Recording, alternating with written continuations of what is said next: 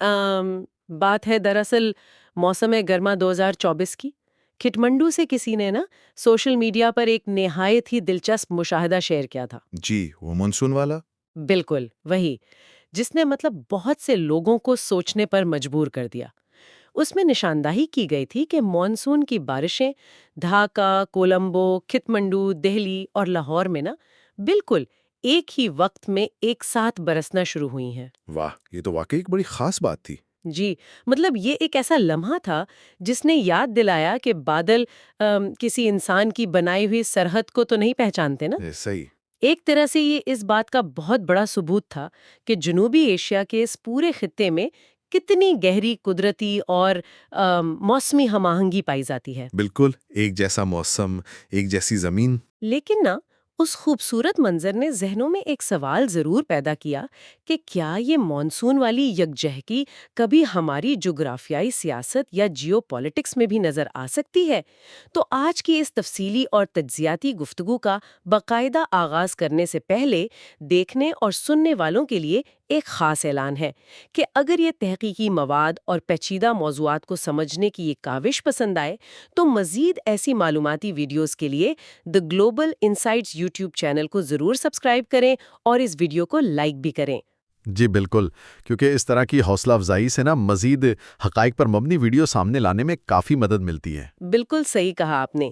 تو آج کی اس گفتگو کا مشن دراصل انہی جغرافیائی اور سیاسی حقائق کو سمجھنا ہے جو حالیہ علاقائی تجزیات اور ڈیٹا میں سامنے آئے ہیں۔ یعنی ہم اس متضاد صورتحال کو سمجھنے کی کوشش کریں گے؟ جی بالکل، یہ سمجھنے کی کوشش کی جائے گی کہ ایک ایسا خطہ جو ثقافتی اور موسمی اعتبار سے اس قدر جڑا ہوا ہے وہ سیاسی طور پر اتنا منقسم کیوں ہے، اور یہاں یہ واضح کرنا بھی بے حد ضروری ہے کہ جن تجزیات پر ہم بات کر رہے ہیں نا ان میں خطے کے سب سے بڑے ملک کی علاقائی پالیسیوں پر کڑی تنقید کی گئی ہے۔ صحیح ہے، ایک تنقیدی جائزہ لیا گیا ہے۔ جی، اور اس بحث کا مقصد کسی خاص سیاسی نظریے کی تائید کرنا ہرگز نہیں ہے، بلکہ صرف ان حقائق اور دلائل کا غیر جانبدارانہ جائزہ لینا ہے تاکہ تصویر کے دونوں رخ سمجھے جا سکیں۔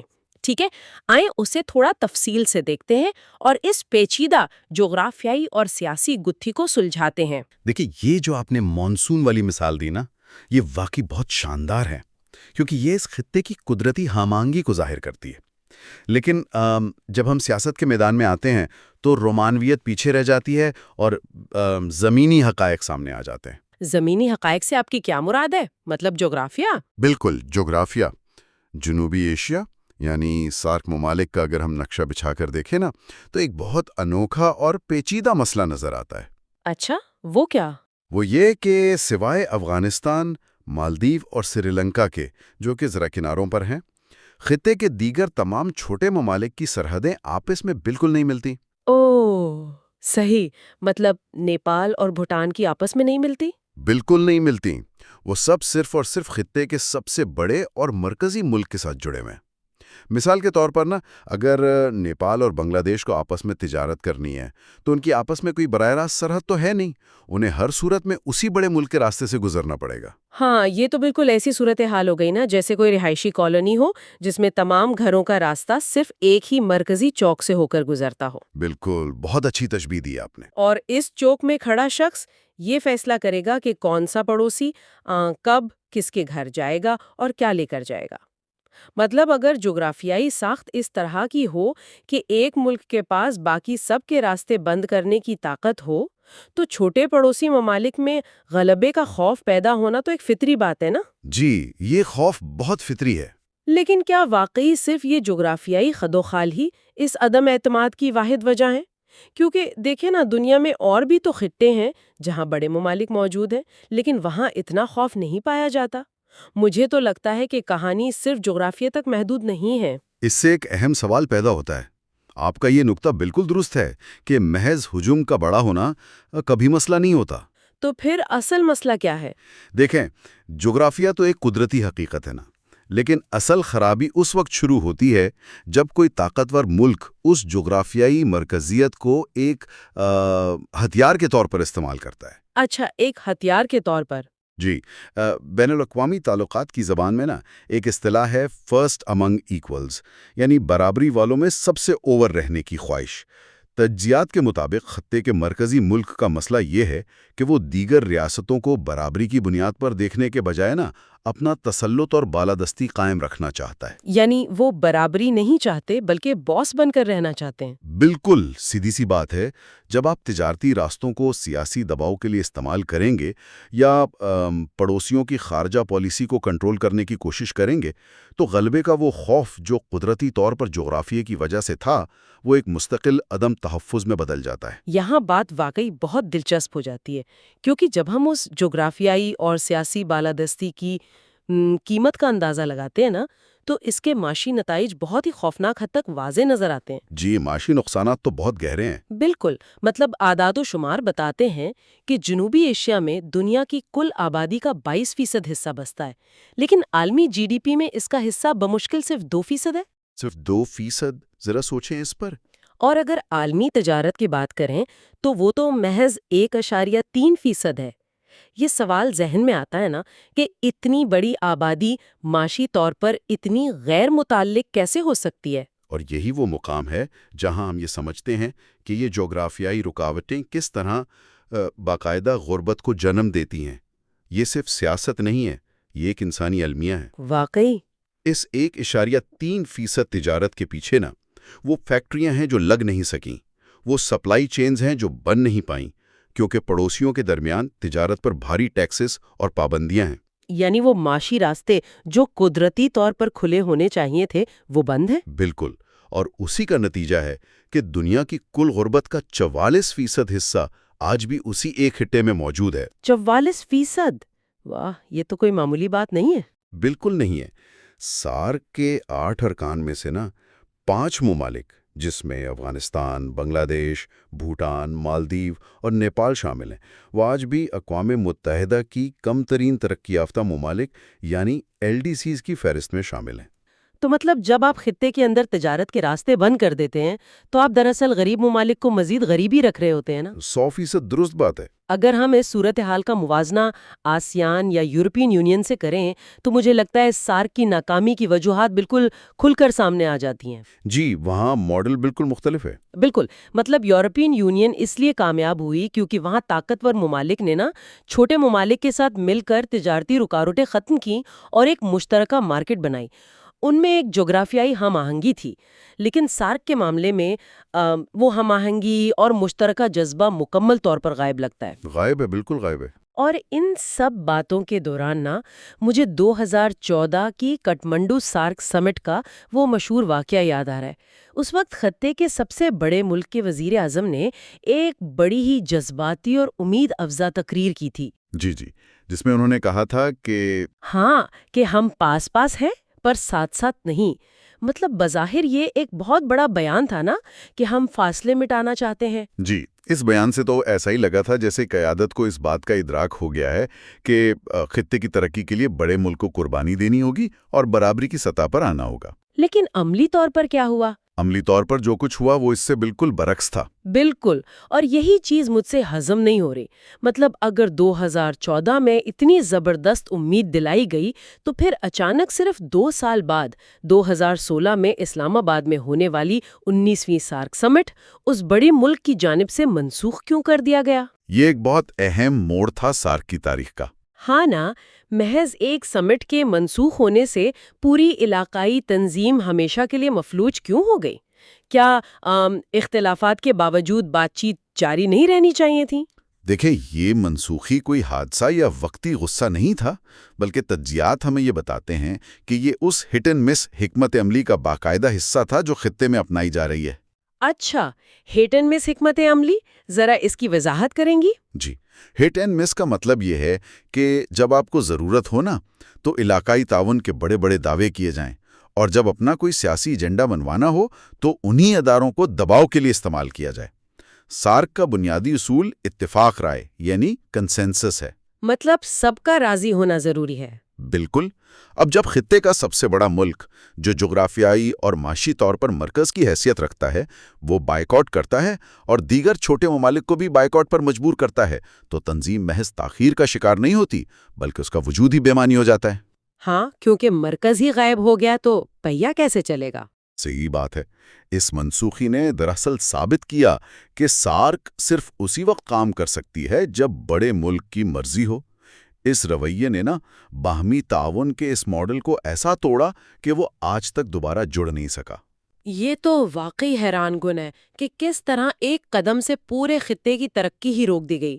لیکن اگر ہم ان پالیسیوں کے پیچھے چھپی اصل سوچ کو سمجھنے کی کوشش کریں نا تو تجزیات میں معروف سیکیورٹی ماہر سی راجا موہن کے نظریہ 3 concentric circles یعنی 3 مرتکز دائروں کا حوالہ دیا گیا ہے. جی، یہ نظریہ بہت مشہور ہے اور صورتحال کو واضح کرتا ہے. بالکل.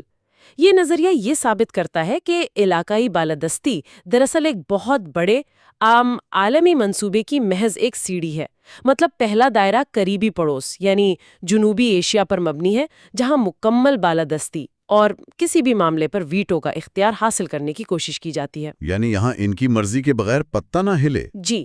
اور دوسرا دائرہ وسیع ایشیا اور بحر ہند کا ہے جہاں دوسری طاقتوں کو دور رکھنے کا ہدف ہے. اور تیسرا دائرہ پھر عالمی سطح پر ایک عظیم طاقت بننے کا ہے. برقرار رکھنے کے لیے سفارتکاری میں ایک مخصوص ذہنیت استعمال کی جاتی ہے جسے چانکیہ مائنڈ سیٹ کہا گیا ہے. اچھا، چانکیہ مائنڈ سیٹ یہ کیا ہے؟ اس ذہنیت کا بنیادی اصول یہ ہے کہ دشمن کا دشمن دوست ہوتا ہے.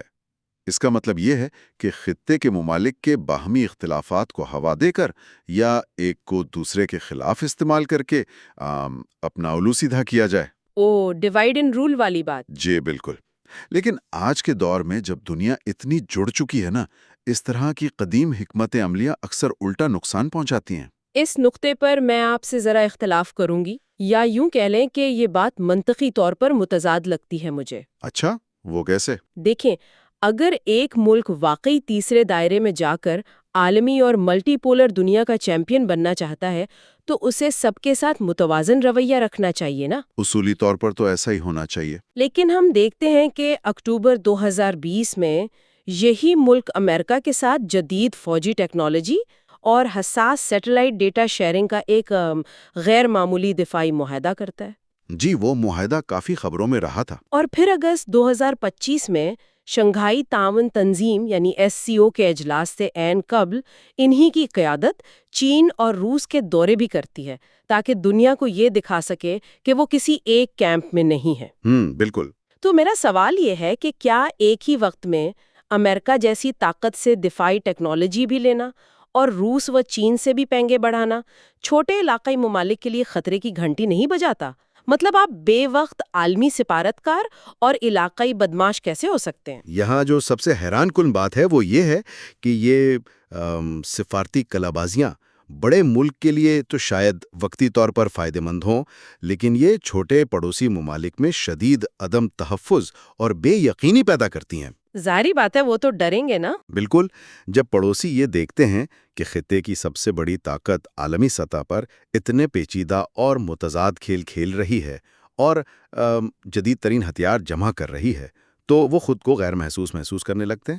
اور پھر اس کا کوئی رد عمل بھی تو آتا ہوگا نا. جی بالکل. اور اس کا رد عمل اب ہم خطے میں واضح طور پر دیکھ بھی رہے ہیں. اس کی سب سے بڑی مثال بنگلہ دیش کی ہے. اچھا، بنگلہ دیش میں کیا ہوا؟ دیکھیں، وہاں 2009 کے بعد سے قائم رہنے والی حکومت کو جس نے اس بڑے ملک کے ساتھ تاریخ کے سب سے قریبی تعلقات رکھے تھے، اس قدر عوامی غصے اور مزاحمت کا سامنا کرنا پڑا. ہاں، وہ مظاہرے تو ہم سب نے دیکھے ہیں. جی، عوام میں یہ تاثر پختہ ہو گیا تھا کہ ان کی حکومت دراصل پڑوسی ملک کے مفادات کا تحفظ کر رہی ہے، اپنے نہیں. اسی طرح مالدیپ میں اگر ہم دیکھیں تو وہاں چین کی بڑھتی ہوئی سرمایہ کاری اور اثر الرسوخ دراصل کوئی اتفاق نہیں ہے. یعنی وہ جان بوجھ کر چین کو لا رہے ہیں. بالکل. وہ چھوٹے ممالک کی طرف سے اسی علاقائی دباؤ اور بالادستی سے نکلنے کی ایک شعوری کوشش ہے تاکہ وہ کوئی متبادل طاقت تلاش کر سکیں. تو اس سب کا آخر مطلب کیا ہے؟ ایک عام آدمی جب یہ سب سنتا ہے تو اس کے ذہن میں یہی آتا ہے نا کہ بین الاقوامی سیاست تو طاقت کا کھیل ہے. جی، پاور پالیٹکس. طاقت کا عدم توازن یعنی پاور اے سیمیٹری تو ایک حقیقت ہے نا. اگر ایک ملک رقبے، آبادی، فوج اور معیشت میں اتنا بڑا ہے تو کیا چھوٹے ممالک کو بس حالات سے سمجھوتا نہیں کر لینا چاہیے؟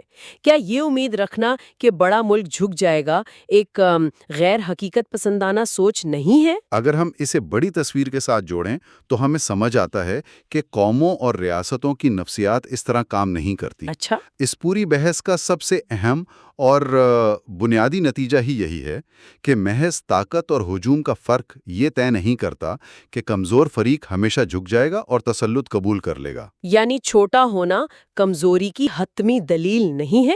بالکل نہیں۔ ہر ریاست، چاہے وہ کتنی ہی چھوٹی کیوں نہ ہو، اس میں خود مختاری کی ایک فطری جبلت ہوتی ہے۔ ہجوم کے خوف یا معاشی دباؤں کے باوجود داخلی سیاست، عوامی جذبات اور قومی شناخت مل کے ایک ایسی ڈھال بناتے ہیں جو کسی بھی طاقتور پڑوسی کی مکمل بالادستی کو ماننے سے انکار کر دیتی ہے۔ اور خطے کی تاریخ اس مزاحمت کی گواہ ہے۔ اگر ایسا نہ ہوتا تو ماضی کے اتنے بڑے تنازعات جنم ہی نہ لیتے۔ جی، تاریخ بھری پڑی ہے ایسی مثالوں سے۔ بالکل، جیسے 1948، 1965 اور 1971 کی جنگیں، جس میں بنگلہ دیش کی علیحدگی بھی شامل ہے۔ مطلب یہ کوئی معمولی واقعات تو نہیں تھے نا؟ بالکل نہیں تھے۔ یہ دراصل اسی طاقت کے عدم توازن، خوف اور جغرافیائی دباؤ کے پھٹنے کی مثالیں ہیں۔ یہ جنگیں محض سرحدوں کی لڑائی نہیں تھیں، بلکہ یہ اس ساخت کی ناکامی کا اعلان تھیں جو خطے پر مسلط کی گئی تھیں۔ اور سب سے بڑی بات یہ کہ یہ سلسلہ ابھی رکا بھی نہیں ہے۔ ہاں نا، کشمیر کا دیرینہ مسئلہ آج بھی اسی طرح امن کے لیے ایک مستقل خطرہ بن کر موجود ہے۔ حتیٰ کہ حال ہی میں مئی 2025 میں پیدا ہونے والی جو سرحدی کشیدگی تھی، اس نے بھی دنیا کو یہی پیغام دیا ہے کہ جبر یا ہجوم کے زور پر آپ بنیادی مسائل کو دفن نہیں کر سکتے۔ بالکل درست کہا آپ نے۔ سری لنکا اور بنگلہ دیش کی سڑکوں پر ابھرنے والی عوامی مزاحمت اور نیپال میں پیدا ہونے والی سیاسی بیداری اور مئی 2025 کی سرحدی کشیدگی، یہ سب اس بات کے واضح ثبوت ہیں کہ طاقت کا کھیل اب اپنی حدوں کو چھو رہا ہے۔ مطلب غبارہ مزید نہیں پھلایا جا سکتا۔ جی، جب تک پڑوسیوں کے خدشات کو برابری کی سطح پر دور نہیں کیا جاتا یہ خطہ کبھی مکمل طور پر مستحکم نہیں ہو سکتا۔ چھوٹی ریاستوں کے پاس مزاحمت کے جو طریقے ہیں وہ معاشی بائیکاٹ سے لے کر بیرونی طاقتوں کو خطے میں لانے تک پھیلے ہوئے ہیں، جو بالآخر خود اس بڑے ملک کے مفادات کو ہی نقصان پہنچاتے ہیں۔ بالکل، یہ ایک بومرینگ کی طرح واپس آتا ہے۔ تو اگر آج کی اس تفصیلی بحث کے تمام تاروں کو آپس میں جوڑا جائے تو یہ بات شیشے کی طرح صاف ہو جاتی ہے کہ جنوبی ایشیا، جو کہ قدرتی وسائل اور بے پناہ انسانی صلاحیتوں سے مالا مال ہے، وہ ترقی کی دوڑ میں بہت پیچھے رہ گیا ہے۔ جی، بہت پیچھے ہے۔ اس کی وجہ یہ ہے کہ یہ خطہ دو انتہائی متضاد قوتوں کے درمیان پس رہا ہے۔ ایک طرف سب سے بڑے ملک کی طرف سے اپنا مکمل غلبہ قائم رکھنے اور عالمی طاقت بننے کی خواہش ہے، اور دوسری طرف انہی پالیسیوں کے نتیجے میں چھوٹے ممالک کا وہ شدید عدم تحفظ ہے جو انہیں اپنے ہی خطے میں کھل کر سانس نہیں لینے دیتا۔ اور یہی اس خطے کا سب سے بڑا المیہ ہے۔ بالکل، جب تک یہ گہرا عدم اعتماد ختم نہیں ہوتا، جب تک ہر دھرمی کی جگہ برابری نہیں لے لیتی، وہ مانسون کی یکجہتی جس کا ذکر ہم نے گفتگو کے آغاز میں کیا تھا وہ واقعی صرف بادلوں اور ہواؤں تک ہی محدود رہے گی، زمینی حقائق کو کبھی تبدیل نہیں کر پائے گی۔ اور جب تک زمینی حقائق تبدیل نہیں ہوتے، معاشی خوشحالی محض کاغذوں پر ہی لکھی رہے گی۔ ہم کبھی یورپ یا آسیان کی طرح نہیں بن سکیں گے۔ بالکل صحیح۔ اسی مقام پر ایک انتہائی فکر انگیز سوال ہے جو میں دیکھنے اور سننے والوں کے لیے چھوڑ کر جانا چاہتی ہوں۔ اس پر غور کرنے کی واقعی بہت ضرورت ہے۔ جی ضرور۔ اگر اس خطے کی جغرافیائی ساخت، اس کا موجودہ سیاسی ماڈل اور ریاستوں کا طرز عمل بذات خود تسلط پسندی اور عدم تحفظ کو جنم دیتے ہیں، تو کیا ہمیں اس روایتی بحث سے بالاتر ہو کر معاشی تعاون کا کوئی بالکل نیا، ڈیجیٹل اور غیر روایتی ماڈل نہیں سوچنا چاہیے؟ ایک ایسا ماڈل جو سرحدوں، رکاوٹوں اور بالادستی کی اس فرسودہ جنگ سے مکمل طور پر آزاد ہو۔ یہ یقیناً سب کے لیے سوچنے کی بات ہے۔ واقعی یہ ایک بہت گہرا سوال ہے اور اس پر نئے سرے سے سوچ بچار کی ضرورت ہے۔ بالکل۔ آخر میں ایک بار پھر نہایت شائستگی سے یاد دہانی کرائی جاتی ہے کہ اگر یہ تفصیلی، تجزیاتی اور تحقیقی گفتگو آپ کو معلومات سے بھرپور لگی ہو تو برائے کرم مزید ایسی ویڈیوز کے لیے دی گلوبل انسائٹس یوٹیوب چینل کو ضرور سبسکرائب کریں اور اسے لائک کریں۔